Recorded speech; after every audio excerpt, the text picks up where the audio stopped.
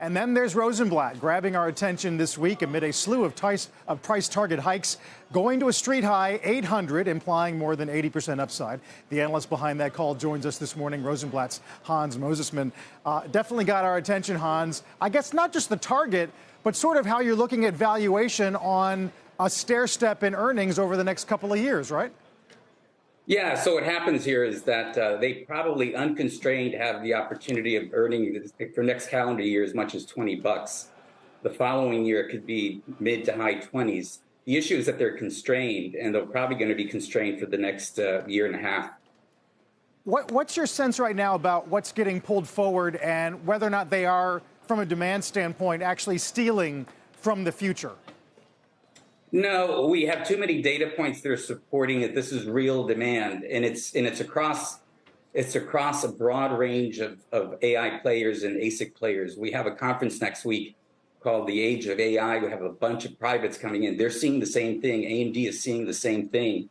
This is the real deal. This is an everything cycle. It's never been seen before. You can't compare it to a 3G infrastructure cycle or a handset cycle. It's the real deal. And the kicker here is that NVIDIA is able to sell these Hopper products for 2 and 3 times above the previous generation cards. It's amazing.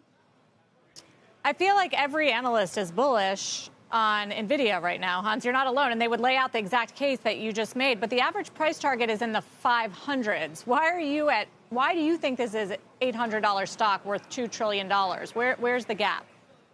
Well, we have a fundamental view of the cycle. This is the mother of all cycles, and this is secular. This company has an earnings power that is amazing.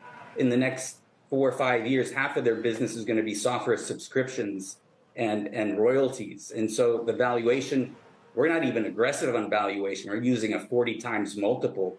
But what the issue is that you have to look at unconstrained demand, and that is probably 50% above what people are modeling. So if you're using what's consensus numbers, you come up with $500 or $600 price targets. But why even bother with these multiples? I think that this is the real deal. This has been our single best idea for the past several years. Hans, 2 questions. One is, would you expect there to be a bit of a sell in the news dynamic after the print next week?